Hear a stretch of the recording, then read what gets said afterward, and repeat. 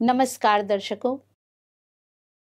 प्रयागराज के महाकुंभ 2025 की पावन त्रिवेणी तट से एक मुलाकात कार्यक्रम में हम आपके सामने फिर हाजिर हैं और हमारे बीच यहाँ इस कार्यक्रम के लिए अपना अमूल्य समय लेकर के, अनुभव लेकर के हमारे बीच उपस्थित हैं स्वामी श्री राजानंद गिरी जी महाराज।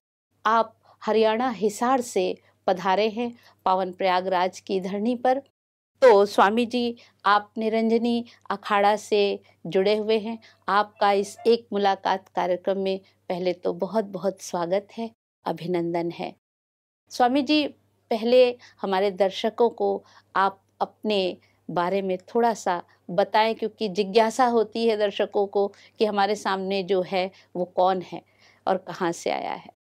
गुरुर्ब्रह्मा गुरुर्विष्णु गुरुर्देवो महेश्वरा गुरु साक्षात् परम ब्रह्म तस्मै श्री गुरुदेवो नमः। महायोगी महातपस्वी श्री श्री 1008 महामंडलेश्वर गुरु अनंता जी के चरणों में मैं कोटि कोटि नमन करता हूँ। और इस धरा पर जितने भी मानव प्राणी है उसके अंदर जो मानव चेतना बह रही है उस ऊर्जा को भी मैं नमन करता हूँ। और सबसे पहले तो जो इस महाकुंभ में जितने भी श्रद्धालु भक्तगण आए हुए हैं उनका हम स्वागत करते हैं। और कुछ इसके बारे में मैं बताना चाहता हूँ।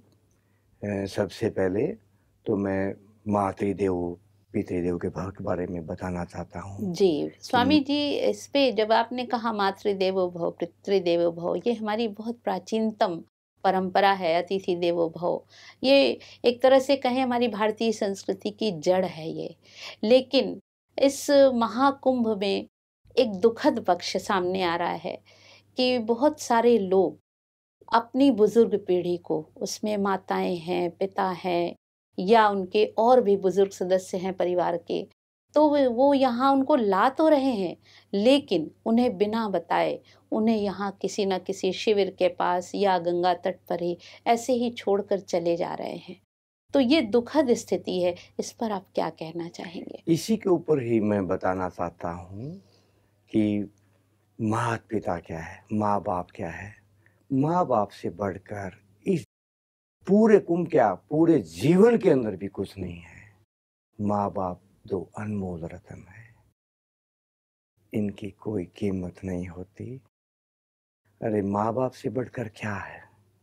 गुरु भी माँ बाप है, दोस्त भी माँ बाप है, भगवान भी माँ बाप है। और जिसने जन्म दिया वो तो माता पिता है। प्रथम गुरु तो हम अपने माँ बाप को ही मानते हैं जी।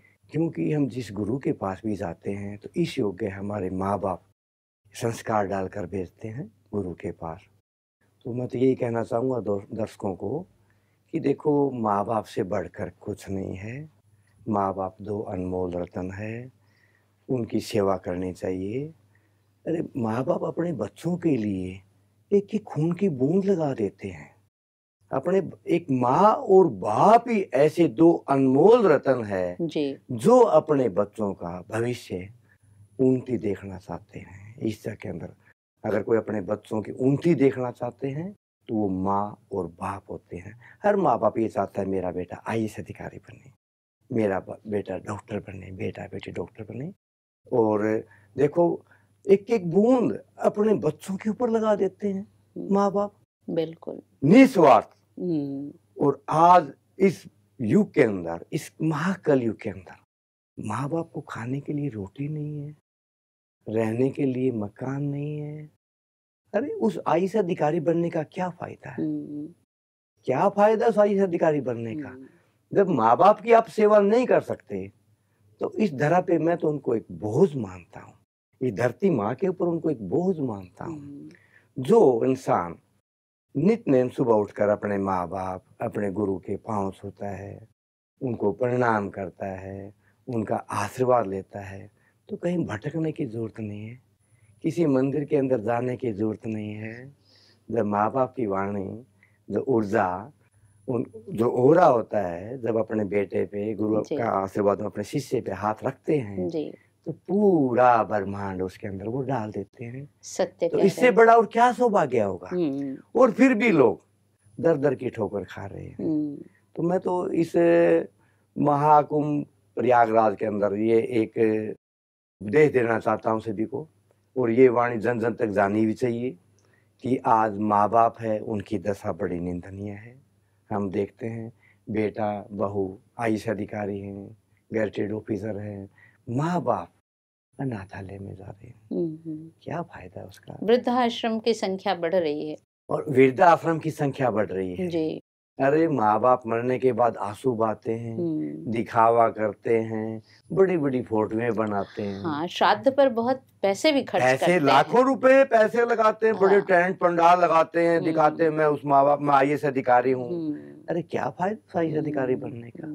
जीते जी तो माँ बाप के लिए एक पानी का गिलास नहीं दे सके, जीते जी तो अपने माँ बाप के कभी चरण स्पर्श नहीं कर सके। हमारे यहाँ स्वामी जी बड़ी अच्छी कहावत है, जियत पिता से दंगम दंगा और मरत पिता के मुंह में गंगा। मुंह में गंगा। जीते जी तो पानी नहीं देते और मरने के बाद गंगा जल डालते हैं, पंचामृत डालते हैं। कैसा विरोधाभास है ये। क्या है ये। कुछ नहीं है, सब बवंडर दिखावा है। मैं तो आज की जो युवा पीढ़ी है उसी को यही सबक देना चाहता हूँ कि अपने माँ बाप की सेवा करें। माँ बाप से बढ़कर कुछ नहीं है। अगर कुंभ है, महाकुंभ है, तो अपने माँ बाप और गुरु के चरणों में सब कुछ है। पूरा ब्रह्मांड माँ बाप के चरणों में ही है। पहले अपने घर को मंदिर बनाइए, एक दूसरे के अंदर प्रेम कीजिए, विश्वास कीजिए, फिर कहीं जाइए, तब आपको वहां जाने का भी फल मिलेगा। वरना कहीं भटक ले कुछ भी नहीं मिलेगा। कुछ है नहीं तो मिलेगा क्या। अरे तो माँ बाप एक एक खून की बूंद अपने बच्चों पे लगा देते हैं, उनको तो पीने के लिए पानी नहीं है। ये सोच बदलनी पड़ेगी, ये सोच बदलनी पड़ेगी, नहीं बदलनी चाहिए। और नहीं तो ये दुखद परिणाम इसके आगे उस पीढ़ी आने को वाला देखने जो समय है जी। वो बहुत घातक सिद्ध होगा।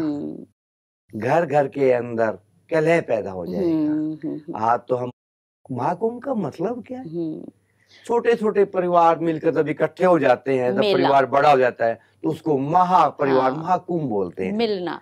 मिलना एक दूसरे का मिलन, जैसे गंगा यमुना माँ सरस्वती का मिलन है, इसी तरह अपने परिवारों का, गुरुओं का, संतों का, महासिद्धों का मिलन। तो स्वामी जी मेला जो है वो तो समुदाय जब चल रहा है पैरों से, तो उसको हम प्रत्यक्ष रूप से कह रहे हैं मेला। लेकिन मेला का जो भाव है वो मिलन। तो संस्कारों का मिलन कैसे हो। संस्कारों का मिलन तो यही है कि सबसे पहले सुबह उठकर अपने माँ बाप के चरण स्पर्श करें, गुरुजनों को चरण स्पर्श करें, उनके पास बैठे। अरे कम से कम 24 घंटे में 1440 मिनट होती है। अरे कम से कम 20 मिनट तो अपने माँ बाप को दो, कम से कम उनके चरणों में बैठे, सानिध्य में रहें, उनके सानिध्य में रहें। वो कुछ देंगे, आपसे लेंगे नहीं। क्योंकि 60 साल की उम्र में एक एक खून की बूंद लगा दी और 60 साल में 60 ही बीमारियां उन्होंने जकड़ लिया। डॉक्टरों ने उनकी इच्छाएं तो बंद ही कर दी। हाँ, अपने सपने समर्पित कर दिए, सब कुछ कर दिया। और इतने अच्छे दोस्त होते हैं माँ बाप कि सब कुछ एक एक बूंद लगा देते हैं, और लास्ट में जितनी भी उनके पास प्रॉपर्टी होती है वो अपने बच्चों को हैंड ओवर भी कर देते हैं। बिल्कुल दे जाते हैं। अरे इससे बड़ा त्याग, इससे बड़ा कोई दोस्त हो सकता है इसमें। तो मैं तो यही कहूँगा इस युवा पीढ़ी को।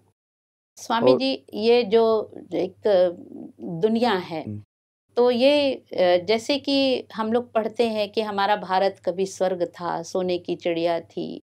तो अभी आप जैसे ब्रह्मा कुमारी इसके पांडाल में आए, आपने देखा कांटों का जंगल और प्रदर्शनी, क्या संदेश जा रहा है समाज को। समाज को संदेश बहुत अच्छा जा रहा है कि हमारी इस धरा पर, इस भारत की भूमि के ऊपर कितने कितने बड़े सिद्ध, महासिद्ध परमात्मा खुद समय चलकर अवतार लिए। श्री कृष्ण, श्री राम। कष्ट किसके अंदर नहीं आए। श्री कृष्ण के अंदर भी कष्ट आए थे, जन्म लेते पांचों राक्षसों ने हमला कर दिया। श्री राम जी के अंदर भी कष्ट आए थे, संघर्ष आया, संघर्ष किया। किसके लिए। मानव को जगाने के लिए। राजा बनने वाले थे, सुबह जंगल जाना पड़ा, 12 साल का वनवास मिला, और वो हंसते हंसते अपना जीवन हंसते हंसते बिताया। इससे क्या प्रेरणा मिलती है? इससे यही प्रेरणा मिलती है संस्कारों की, कि अपने माँ बाप का आज्ञा का पालन करना चाहिए, उनके सानिध्य में रहना चाहिए। माँ बाप और जो गुरुदेव कह देते हैं वो उत्तम होता है, उसका जो ये पालना करता है, कभी भी किसी भी उसकी अकाल मृत्यु नहीं होगी, कोई शरीर में परेशानी नहीं, किसी तरह की कोई बीमारी नहीं होगी, और वो एक सूर्य की तरह चमकेगा। वो अपना भी नाम रोशन करेगा, अपने माँ बाप का नाम भी रोशन करेगा, और अपने गुरु का नाम भी रोशन करेगा। हम तो ये कहते हैं आज जो युवा पीढ़ी है, युवा जो वर्ग है, वो नशे में की दलदल में धंसता जाने लग रहा है। क्यों?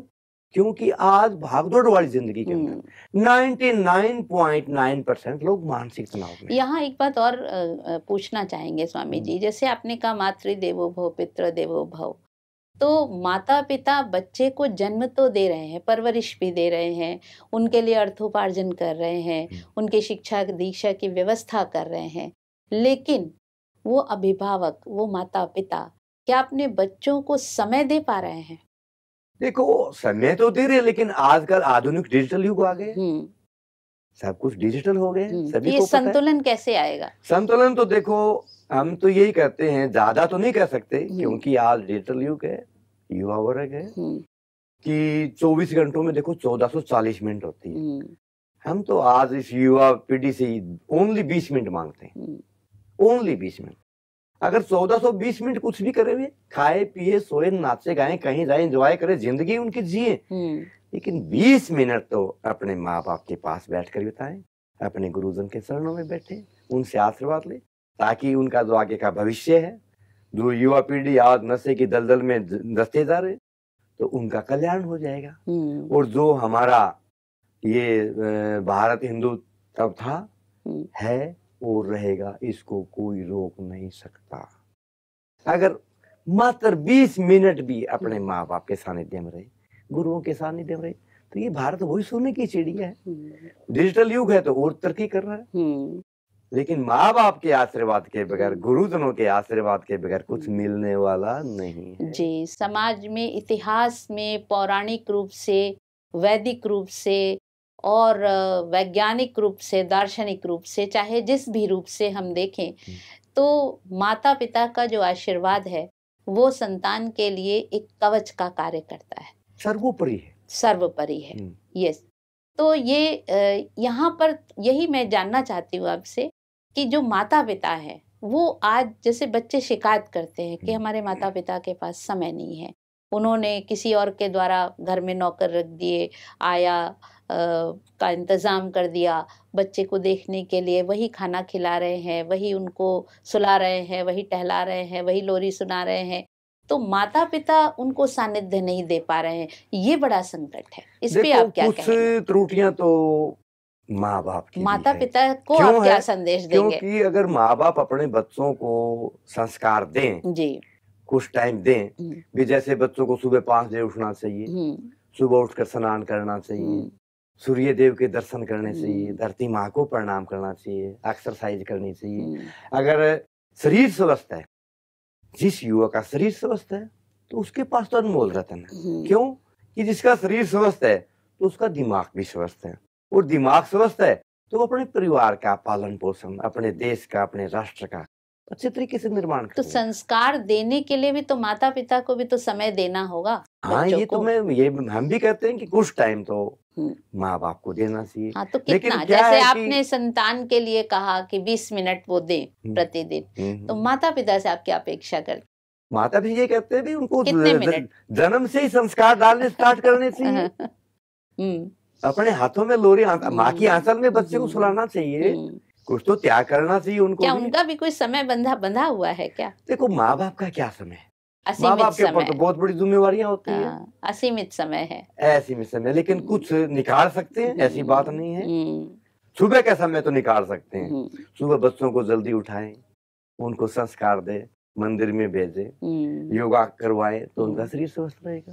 देखो, माँ बाप की तो कुछ थोड़ी त्रुटि है, ज्यादा नहीं कह सकता। दोनों तरफ से साम्य स्थापित करना होगा, तभी हमारा ये देश हिंदू हाँ, राष्ट्र घोषित होगा, हाँ, तभी हमारा देश सोने की चिड़िया कहलाएगा, था, है और फिर रहेगा। बहुत बढ़िया स्वामी जी, आप अपना अमूल्य समय और अनुभव दोनों से आपने हमें नवाजा। हम आपके लिए बहुत बहुत शुभकामनाएं भी हैं और बहुत बहुत आभार भी है, आपका तहे दिल से शुक्रिया है। तो दर्शकों, ये थे हमारे बीच निरंजनी अखाड़ा के प्रतिनिधि स्वामी श्री राजानंद गिरी जी महाराज, जिन्होंने आपके सामने ये संदेश दिया है कि माता पिता भी बच्चों को समय दें। उनके पास तो समय का अभाव है, किंतु जो भाव की कमी नहीं है, उस भाव भूमि से ही संतान की संस्कार का पल्लवन होगा। और स्वामी जी ने ये भी कहा कि जो संतानें हैं वो कम से कम प्रतिदिन 20 मिनट अपने माता पिता के चरणों में, सानिध्य में बैठें और उनसे बातचीत करें। तो संवाद की ये परंपरा जो हमारे देश को आगे ले जाएगी, हमारे परिवार को, हमारे भावनात्मक विकास को मजबूत बनाएगी, वो हमारी आध्यात्मिक ऊर्जा को सशक्त करेगी। तो ऐसी कामना स्वामी जी ने हमारे सामने रखी। तो दर्शकों, उम्मीद है आप इससे सहमत ही नहीं, इसका अनुकरण भी करेंगे अपने घरों में, अपने परिवारों में। इसी एक मुलाकात कार्यक्रम की अगली कड़ी में फिर हम हाजिर होंगे आपके लिए। तब तक बने रहिए। शुक्रिया।